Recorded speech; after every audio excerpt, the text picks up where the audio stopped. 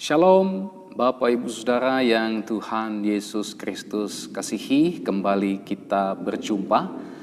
Hari ini kita akan bersama-sama kembali merenungkan satu bagian firman Tuhan yang terambil dari Injil Matius, pasalnya yang keempat, ayat 23 sampai dengan ayat 25. Mari kita baca bagian itu. Yesus pun berkeliling di seluruh Galilea, ia mengajar dalam rumah-rumah ibadat dan memberitakan Injil Kerajaan Allah, serta melenyapkan segala penyakit dan kelemahan di antara bangsa itu.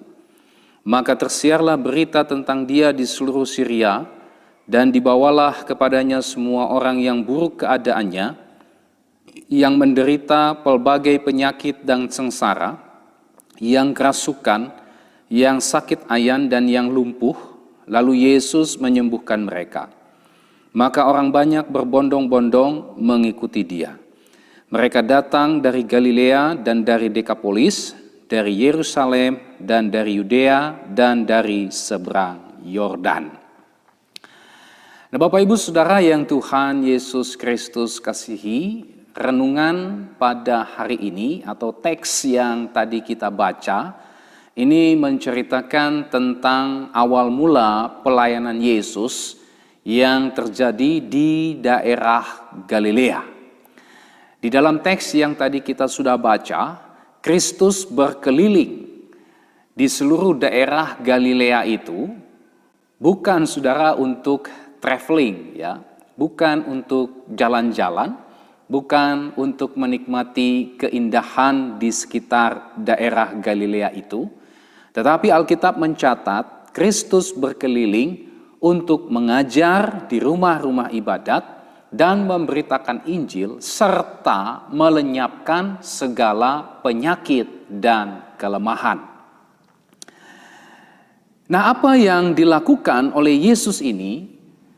Seluruh pelayanan yang dikerjakan Yesus yang terjadi di daerah Galilea, rupanya ini telah tersebar luas ke berbagai tempat yang lain, sehingga menarik minat dan perhatian banyak orang dari segala tempat tersebut untuk mencari Yesus dan mengikuti Yesus.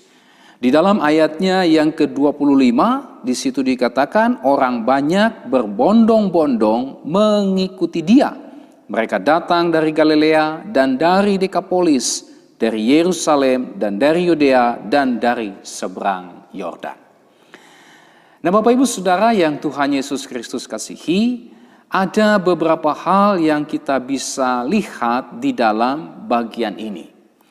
Yang pertama yang akan kita lihat adalah berbagai bentuk pelayanan yang dikerjakan oleh Yesus. Nah, di dalam teks yang tadi kita sudah baca, kita bisa menemukan ada 3 bentuk pelayanan yang dilakukan oleh Yesus. Yang pertama adalah mengajar. Di dalam ayatnya yang ke-23, di situ dikatakan dia mengajar dalam rumah-rumah ibadat. Salah satu dari karya atau pekerjaan atau pelayanan Yesus yang dilakukan di beberapa tempat di daerah Galilea ini adalah mengajar. Nah, istilah mengajar di sini mempunyai makna menyingkirkan ketidakmengertian manusia. Mengajar di sini punya makna yaitu menyampaikan kehendak Allah secara konkret. Ya. Tujuan utamanya bukan untuk mengembangkan kemampuan berpikir dari murid yang diajar saja, tetapi juga agar murid yang diajar mengambil keputusan untuk taat kepada Allah. Jadi ketika Yesus mengajar di rumah-rumah ibadat, saudara, kata mengajar di situ mempunyai sebuah tujuan. Bukan hanya sekedar membuka cakrawala berpikir dari orang-orang yang mendengar ajaran Yesus tersebut. Bukan hanya mengetahui kebenaran-kebenaran yang diajarkan oleh Yesus. Tetapi juga mengajar yang dimaksud di sini punya tujuan supaya orang yang mendengar ajaran Yesus supaya orang yang tahu ajaran Yesus pada akhirnya mengambil keputusan untuk taat atau menghidupi ajaran Yesus itu. Jadi tidak hanya mendengar, tetapi ajaran itu mengubah hati mereka, memperbaharui kehidupan mereka, sehingga mereka mengambil keputusan untuk melakukan apa yang sudah mereka tahu, apa yang sudah mereka dengar, apa yang sudah diajarkan oleh Yesus kepada mereka. Tentu saja yang diajarkan oleh Yesus kepada orang banyak itu adalah hal kerajaan Allah. Dan ketika orang yang mendengar pengajaran Yesus itu, tujuannya adalah supaya orang bukan hanya tahu tentang kerajaan Allah, bukan hanya mengenal kerajaan Allah, tetapi juga mengambil keputusan untuk hidup di dalam kerajaan Allah, untuk hidup di dalam pimpinan Allah. Mereka yang mendengar ajaran Yesus itu bukan hanya tahu ajaran Yesus, tetapi juga mengambil keputusan untuk mentaati ajaran Yesus, untuk hidup di dalam ketaatan kepada Allah. Jadi inilah maksud dari kata mengajar. Ketika Yesus mengajar, Yesus sedang menyingkirkan ketidakmengertian orang-orang saat itu. Ya, apalagi Bapak Ibu Saudara, mungkin saja mereka selama ini mendengar ajaran yang salah. Mereka mendengarkan ajaran yang keliru. Mereka mendengarkan ajaran yang menyimpang yang disampaikan oleh para pengajar mereka, sehingga mereka menjalani kehidupan agama mereka pada akhirnya secara keliru.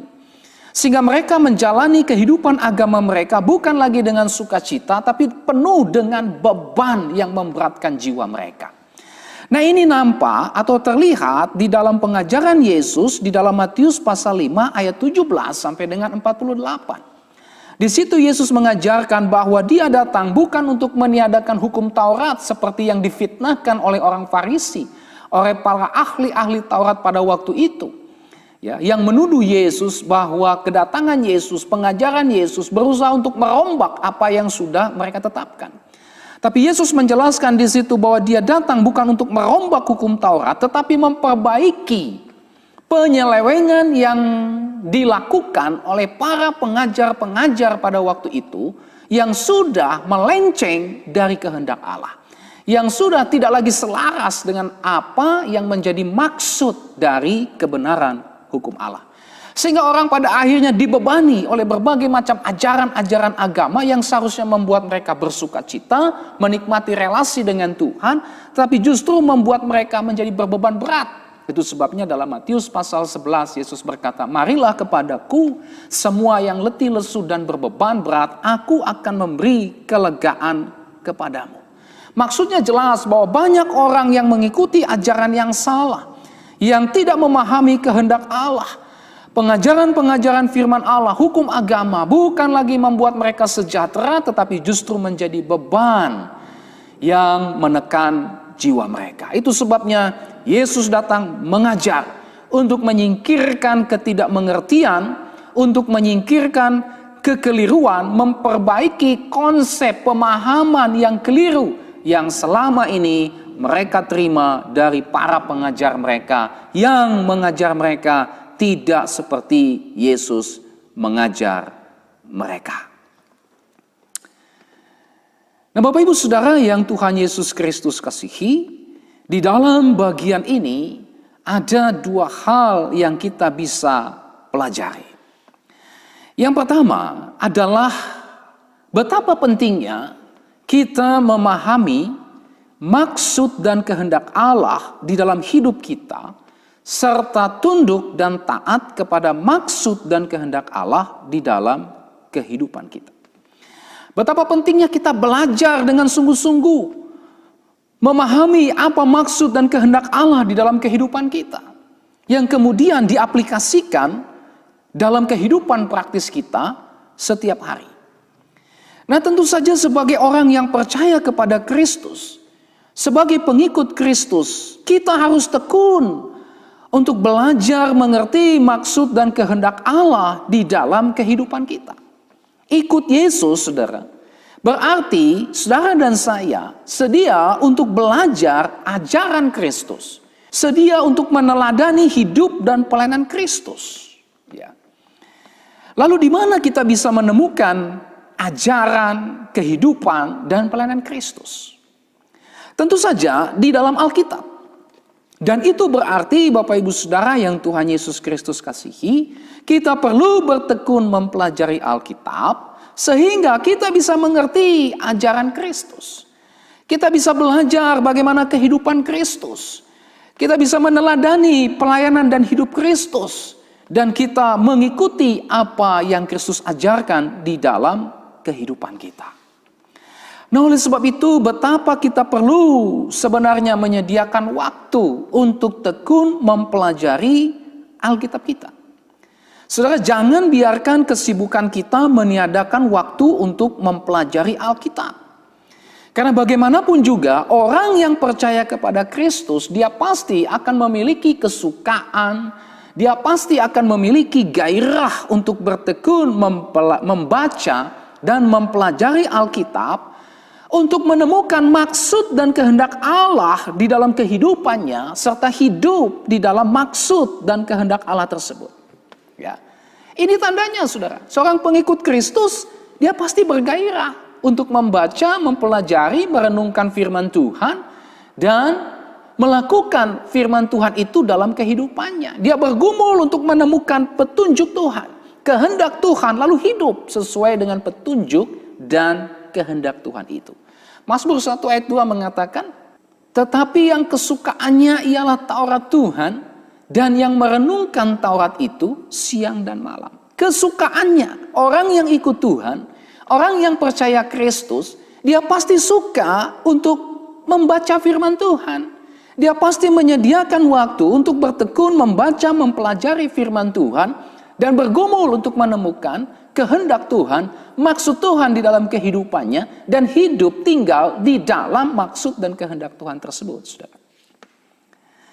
Tetapi kalau kita tidak memiliki gairah untuk bertekun membaca dan mempelajari Alkitab kita, ya, atau kita hanya mau secara instan mempelajari Alkitab kita, maka itu menunjukkan bahwa kita belum sungguh-sungguh di dalam menjalani kehidupan iman kita kepada Kristus. Ya. Mungkin kita belum percaya kepada Kristus. Mungkin kita masih hidup dikuasai oleh kepentingan-kepentingan diri kita. Mungkin yang kita cintai sebenarnya bukan Kristus. Yang kita cintai adalah diri kita. Yang kita cintai adalah kekayaan kita, kesenangan-kesenangan kita, ambisi-ambisi kita, keinginan-keinginan kita, itu yang mungkin kita cintai, sehingga kita justru lebih bergairah untuk mencari dan menemukan kesenangan-kesenangan bagi diri kita daripada bergairah untuk membaca, mempelajari Alkitab, bergumul untuk menemukan maksud dan kehendak Allah serta hidup di dalamnya. Oleh sebab itu kita perlu bertobat, saudara. Kita perlu meminta Tuhan membaharui hidup kita. Kalau selama ini kita acuh, kalau selama ini kita tidak peduli dengan Alkitab kita, lalu kita mau supaya kita diberkati Tuhan, lalu kita mengatakan bahwa saya pengikut Yesus, tetapi tidak ada gairah untuk kita mencari, menggumulkan ajaran Kristus, mempelajari ajaran Kristus. Tidak ada kerinduan menggumuli bagaimana supaya saya bisa meneladani hidup dan pelayanan Kristus, maka sesungguhnya, saudara, kita belum sungguh-sungguh di dalam menjalani kehidupan kita kepada Tuhan. Itu sebabnya kita perlu bertobat, minta supaya Tuhan membaharui kita. Dan mulai saat ini marilah kita tekun membaca dan mempelajari Alkitab kita. Karena ketika kita membaca dan mempelajari Alkitab kita, maka itu berarti Allah sedang mengajar kita.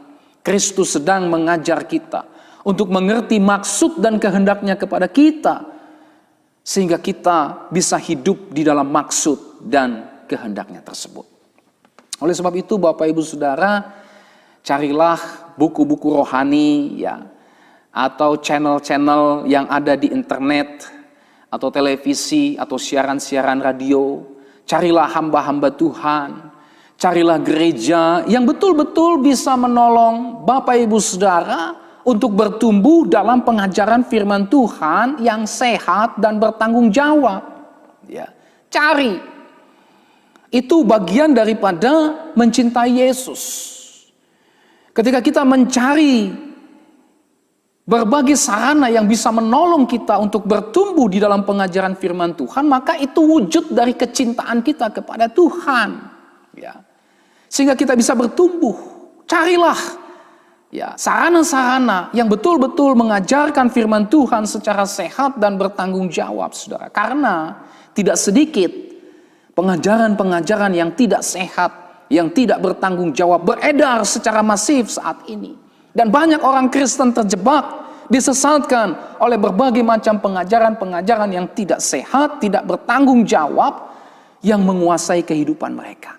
Sehingga mereka berpikir bahwa mereka sudah melayani Tuhan, mengikut Tuhan, tapi sebenarnya mereka tidak mengikut Tuhan. Nah, oleh sebab itu, saudara dan saya perlu berhati-hati terhadap semuanya itu.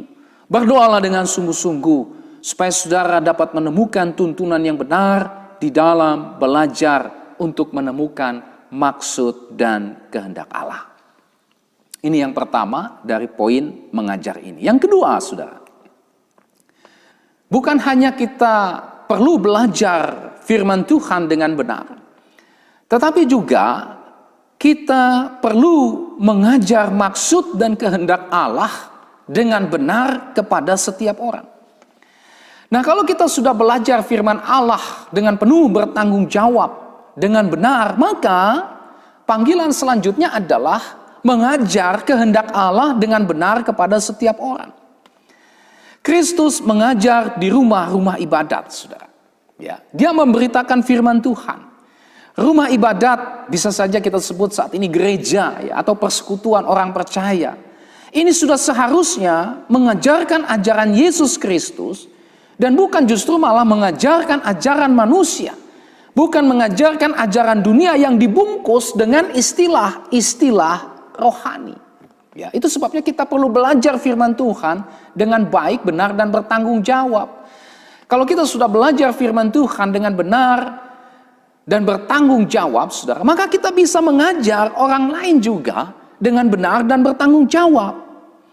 Tugas gereja adalah mengajar umat seperti yang diperintahkan Yesus.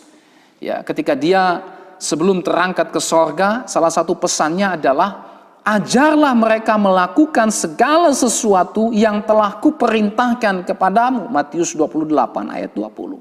Ajarlah mereka melakukan segala sesuatu yang telah kuperintahkan kepadamu. Jelas, yang diajar apa? Perintah Kristus. Bukan ajaran manusia. Bukan motivasi-motivasi yang sekarang ini beredar, bahkan merasuk gereja, saudara.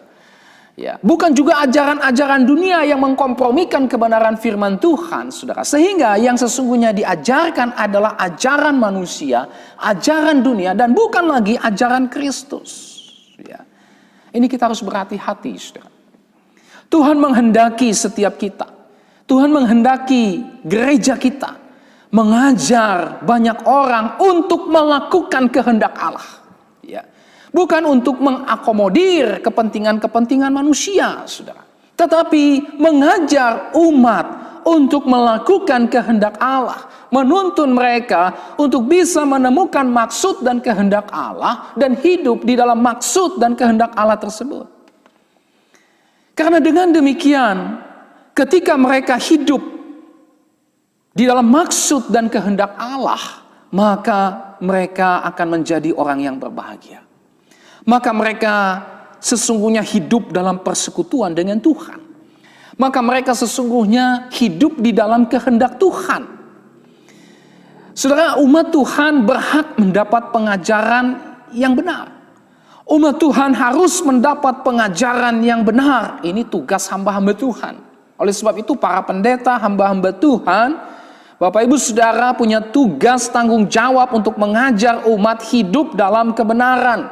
Karena umat berhak untuk mendapatkan kebenaran firman Tuhan.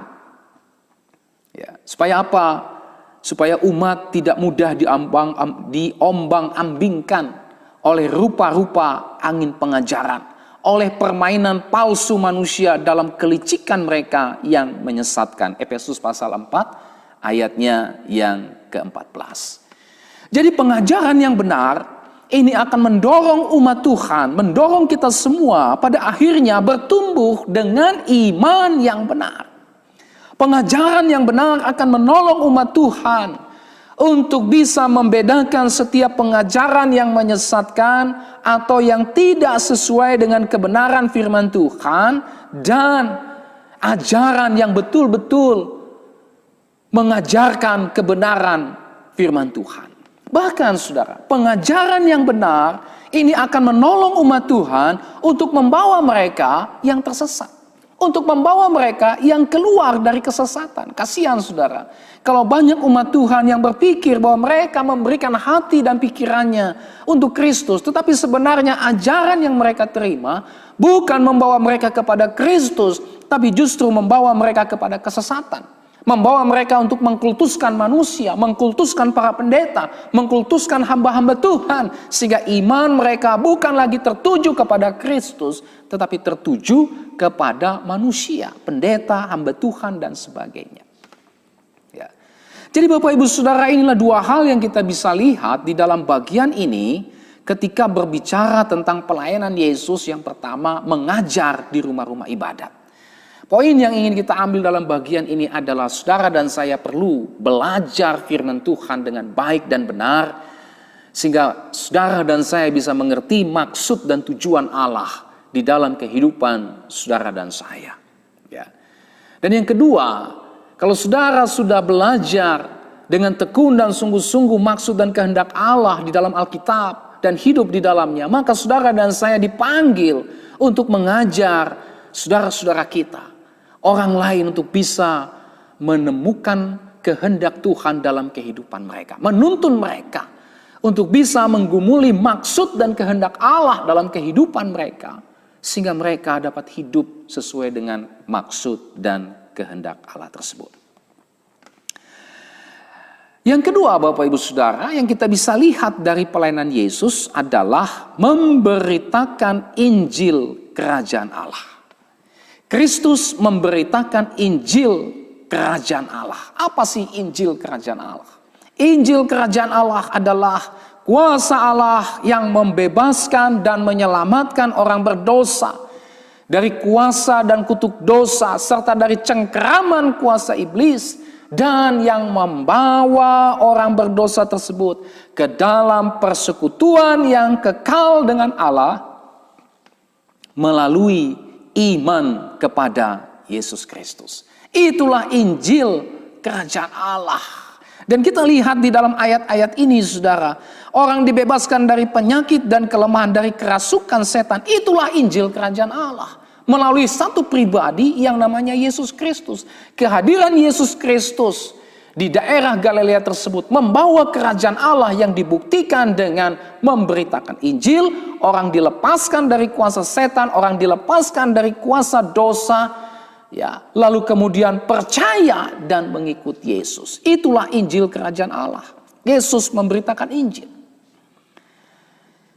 Bapak Ibu Saudara yang Tuhan Yesus Kristus kasihi, saat ini banyak gereja saudara bukan memberitakan Injil Kerajaan Allah, tapi justru memberitakan Injil lain. Ya. Bukan Injil Kerajaan Allah, Injil yang lain. Itulah Injil kemakmuran. Ikut Yesus, saudara sukses, saudara berhasil, saudara kaya raya. Kalau saudara ikut Yesus, saudara tidak kaya raya, ya, saudara tidak bergelimang harta, maka saudara masih hidup di luar Yesus.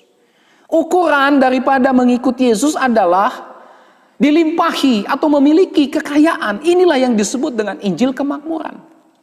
Ya.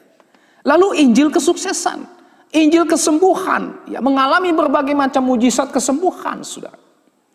Lalu kemudian Injil yang mengkultuskan manusia, Injil yang mengkultuskan hamba Tuhan, Injil yang mengkultuskan para pendeta dan sebagainya.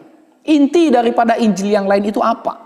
Inti daripada Injil yang lain itu adalah orang tidak lagi diajak untuk percaya dan menerima Kristus supaya dibebaskan dari dosa, supaya dibebaskan dari ikatan kuasa setan, supaya dibebaskan dari murka Allah dan hidup dalam kehendak Tuhan, ya. Melainkan orang diajak untuk percaya kepada Kristus supaya kaya raya, supaya sukses dalam pekerjaan, supaya sukses dalam studi, supaya sukses mengalami mujizat setiap hari, supaya sembuh dari berbagai macam penyakit, bahkan mengkultuskan oknum-oknum yang menyebut dirinya hamba Tuhan, yang merasa lebih dekat dengan Tuhan, yang merasa tidak pernah salah, yang merasa tidak pernah keliru, tidak pernah sesat, tidak boleh dikritisi karena mengklaim dirinya diutus Allah melalui pengalaman-pengalaman spiritual, seperti misalnya dibawa Tuhan naik turun sorga, dibawa wisata religi ke sorga dan neraka dan sebagainya. Ya, ini inti daripada Injil yang lain. Orang tidak diajak untuk percaya kepada Kristus sebagai Tuhan dan Juru Selamat orang berdosa. Orang tidak dibimbing untuk terima Yesus sehingga dapat mengalami pengampunan akan dosa-dosanya, sehingga dapat menjadi anak-anak Allah, sehingga dapat mengenal Allah, hidup dalam persekutuan dengan Allah. Tetapi orang diarahkan kepada kepuasan-kepuasan jasmania, dibawa untuk kepada kepuasan-kepuasan keinginan manusia. Ini Injil lain, inti daripada Injil lain. Ya, hati-hati saudara. Ya, kelihatan rohani, tetapi sebenarnya membawa saudara untuk menikmati kepuasan-kepuasan diri sendiri, keinginan-keinginan diri sendiri, saudara. Oleh sebab itu, percayalah kepada Injil yang benar dan beritakanlah Injil yang benar. Waspadalah terhadap segala Injil-Injil lain. Injil palsu yang nampaknya seperti jalan yang lurus, tapi justru ujungnya menuju kepada kebinasaan. Amsal 14 ayat 12, ada jalan yang disangka orang lurus, tetapi ujungnya menuju kepada maut. Ini yang diajarkan oleh Yesus, memberitakan Injil. Saudara dan saya perlu mengalami Injil. Apa itu? Saudara dibawa untuk sadar akan dosa-dosa saudara. Saudara dituntun untuk datang kepada Kristus, mengakui dosa-dosa saudara, mengakui bahwa saudara tidak bisa melepaskan diri saudara dari dosa-dosa saudara. Bahkan meskipun saudara hidup dalam kesalehan sekalipun, kesalehan itu bukan sarana, bukan juru selamat yang membawa saudara kepada kehidupan dengan Allah, yang bisa membebaskan saudara dari murka Allah. Tidak, yang membawa saudara untuk bisa mengalami persekutuan kekal dengan Allah, terlepas dari kutuk dosa murka Allah, bukan perbuatan-perbuatan baik saudara, tetapi iman kepada Yesus Kristus. Sehingga dengan demikian saudara memiliki persekutuan yang kekal dengan Allah, saudara menjadi anak-anak Allah. Inilah Injil yang benar. Hati-hati dengan Injil palsu, saudara. Hati-hati dengan Injil yang lain yang hanya menekankan hal-hal yang sifatnya jasmania saja, hal-hal yang sifatnya materi saja. Itu bukanlah Injil. Yang ketiga, saudara, apa yang dilakukan Yesus di dalam pelayanan ketika dia berkeliling di seluruh Galilea? Yang ketiga adalah menyembuhkan. Kristus bukan hanya mengajar dan memberitakan Injil, tetapi juga melenyapkan segala penyakit dan kelemahan. Ayatnya yang ke-23. Yesus menyembuhkan semua orang yang buruk keadaannya, yang menderita pelbagai penyakit dan sengsara, yang kerasukan, yang sakit ayan, dan yang lumpuh. Ayatnya yang ke-24. Nah, tindakan Yesus menyembuhkan orang sakit dan mereka yang mengalami kelemahan, ini harus dilihat sebagai tanda bahwa Injil Kerajaan Allah sudah datang. Harus dilihat dalam perspektif yang seperti itu, Bapak Ibu Saudara. Artinya, kesembuhan yang dilakukan oleh Yesus, kesembuhan yang dialami oleh orang-orang yang memohon kesembuhan dari Yesus, ini tidak boleh dipisahkan dari hubungannya dengan kerajaan Allah. Jadi kesembuhan yang mereka terima harus dipandang sebagai sebuah tanda bahwa kerajaan Allah melawat mereka. Harus dilihat, harus dipandang sebagai sebuah tanda yang membebaskan manusia. Bukan hanya penderitaan yang sifatnya jasmani saja, tetapi juga penderitaan yang sifatnya rohani. Kata penyakit dan kelemahan yang ada di sini diungkapkan dengan berbagai istilah, ya, yaitu kelemahan atau kondisi tanpa kekuatan, keadaan terpukul atau perasaan tidak enak dan kesakitan. Nah, kondisi ini adalah kondisi yang berat. tidak hanya menyangkut fisik, tidak hanya menyangkut jasmania, tetapi juga mental, jiwa, dan kehidupan rohani mereka. Saudara, Alkitab juga mengungkapkan bahwa hal-hal seperti ini seringkali berhubungan dengan dosa atau kuasa jahat. Dan itu kita bisa lihat, ya, nampak atau dijelaskan di dalam ayat 24, di mana Yesus tidak hanya menyembuhkan mereka yang sedang sakit saja, tetapi juga menyembuhkan atau melepaskan mereka dari kuasa setan-setan. Melepaskan mereka yang kerasukan oleh setan-setan. Ya. Nah, oleh sebab itu Bapak Ibu Saudara yang Tuhan Yesus Kristus kasihi, di sini kita bisa melihat bahwa kesembuhan yang dilakukan oleh Yesus bukan hanya secara fisik, tetapi juga secara rohani. Kesembuhan secara fisik dan rohani yang menandakan bahwa kerajaan Allah melawat mereka. Kerajaan Allah ada di antara mereka. Sehingga mereka yang selama ini diikat oleh dosa dan akibat dosa dibebaskan oleh kehadiran Kristus. Mereka dibawa untuk percaya dan mengenal Kristus. Nah, di dalam bagian ini Bapak Ibu Saudara yang Tuhan Yesus Kristus kasihi, kita bisa belajar bahwa apapun yang terjadi dalam kehidupan kita, berkat-berkat yang kita terima dalam kehidupan kita, mungkin mujizat dan sebagainya, ini tidak boleh dimengerti hanya untuk memuaskan keinginan pribadi kita saja. Tetapi ini harus dimengerti sebagai sebuah lawatan Tuhan dalam kehidupan kita. Ketika saudara sakit, saudara disembuhkan. Saudara bukan hanya bersyukur Tuhan sudah menyembuhkan saya, selesai. Tapi saudara juga bergumul untuk menemukan apa maksud dan kehendak Allah, sehingga saya masih boleh disembuhkan Tuhan. Ada orang yang tidak disembuhkan, mati sudah. Tapi ketika saudara disembuhkan, apa maksud Tuhan? Ketika Tuhan menyembuhkan penyakit saya. Dan sebagainya, apapun yang terjadi dalam kehidupan kita, berkat Tuhan, karya Tuhan itu harus dilihat sebagai lawatan Tuhan terhadap saudara dan saya. Tapi di sisi lain, saudara, kita juga dipanggil untuk melakukan pelayanan kesembuhan ini, saudara. Ya, gereja dipanggil untuk melakukan pelayanan kesembuhan, baik melalui profesi kita mungkin sebagai dokter, ya, atau profesi kita sebagai psikolog, ya, atau sebagai hamba Tuhan, pendeta dan sebagainya, jemaat biasa dan sebagainya. Kita diperlengkapi untuk membawa orang mengalami kesembuhan yang berasal dari Tuhan.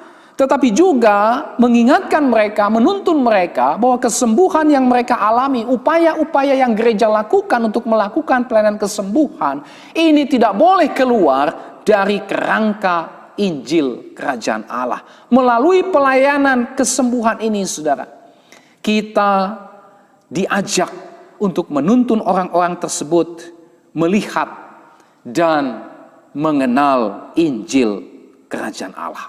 Sehingga pelayanan kita tersebut bukan hanya memperhatikan aspek jasmani saja, tetapi juga aspek rohani yang menuntun orang untuk mengalami bahwa kerajaan Allah telah datang kepadanya, sehingga mereka percaya kepada Yesus Kristus. Nah, Bapak Ibu Saudara yang Tuhan Yesus Kristus kasihi, inilah 3 bentuk pelayanan Yesus yang merupakan sebuah kesatuan yang utuh, yang merupakan tanda atau bukti bahwa kerajaan Allah telah datang. Kiranya kita semua bisa mengalami datangnya kerajaan Allah di dalam kehidupan kita, serta memberitakan kerajaan Allah tersebut kepada semua orang, sehingga banyak orang yang percaya kepada Kristus dan diselamatkan. Poin yang kedua yang kita bisa lihat di dalam bagian ini, saudara, adalah dampak pelayanan Yesus. Apa yang dilakukan oleh Yesus rupanya telah menarik banyak perhatian orang untuk berbondong-bondong mengikut Yesus. Ada poin yang ingin saya bagikan di dalam bagian ini, saudara.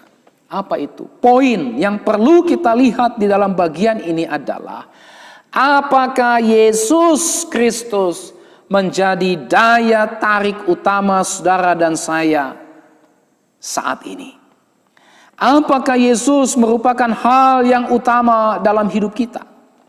Pekerjaan Allah dalam hidup kita yang kita alami, berkat-berkat Allah yang kita alami dalam kehidupan kita, seharusnya membuat kita tertarik untuk mengikut Yesus. Karya Tuhan di dalam kehidupan kita seharusnya membuat kita mengambil keputusan untuk mengikut Yesus. Ya. Kita ikut Yesus, kenapa? Karena Dialah Mesias.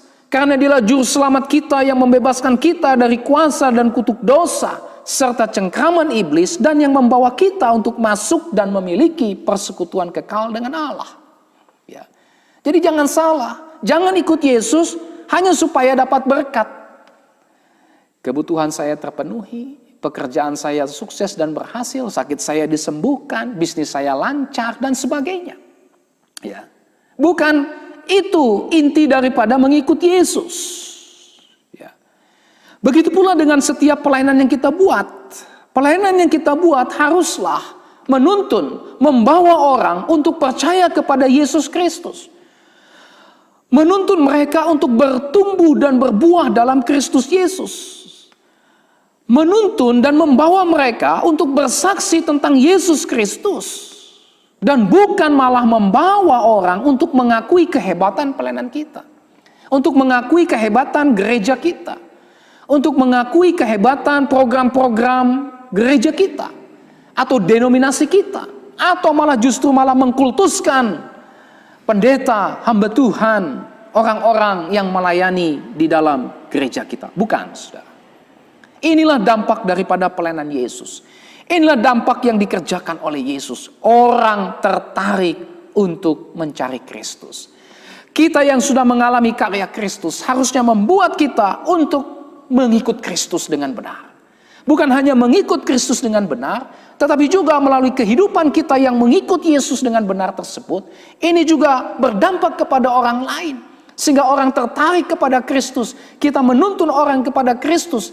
Kita membawa mereka untuk bertumbuh di dalam iman kepada Kristus. Membawa mereka pada akhirnya bersaksi tentang Kristus yang sudah mengubahkan kehidupan mereka. Bapak Ibu Saudara yang Tuhan Yesus Kristus kasihi, dampak pelayanan Yesus mengajarkan kepada kita bahwa kehidupan kita sebagai pengikut Kristus pun harus berdampak. Nah, Bapak Ibu Saudara yang Tuhan Yesus Kristus kasihi, inilah seluruh renungan kita kali ini. Mari saat ini kita mengambil keputusan untuk percaya kepada Yesus Kristus dan mengikut Dia. Karena hanya Dialah yang diutus Allah untuk membebaskan kita dari kuasa dosa, dari kutuk dosa, dari cengkraman kuasa setan, dan membebaskan kita dari penderitaan kekal, dan yang membawa kita ke dalam persekutuan dengan Allah, sehingga kita menjadi anak-anak Allah. Marilah kita terus bertumbuh di dalam iman kepada Yesus Kristus, dengan terus belajar mengikuti ajaran Kristus, hidup dan pelayanan Kristus yang semuanya bisa kita lihat, kita temukan, kita pelajari di dalam Alkitab. Oleh sebab itu, pelajarilah Alkitab Bapak Ibu Saudara. Mari kita tekun untuk belajar Alkitab kita setiap hari dan melakukan apa yang diajarkan oleh Alkitab di dalam kehidupan kita setiap hari. Sehingga dengan demikian Bapak Ibu Saudara, kita betul-betul mengikut Kristus dengan benar. Kita betul-betul dapat meneladani ajaran Kristus, hidup dan pelayanan Kristus. Dan yang terakhir, marilah kita memberitakan Injil kepada semua orang, sehingga banyak orang yang percaya kepada Kristus dan diselamatkan. Kiranya firman Tuhan hari ini memberkati Bapak Ibu Saudara. Sampai kita berjumpa kembali. Tuhan Yesus memberkati saudara dan shalom.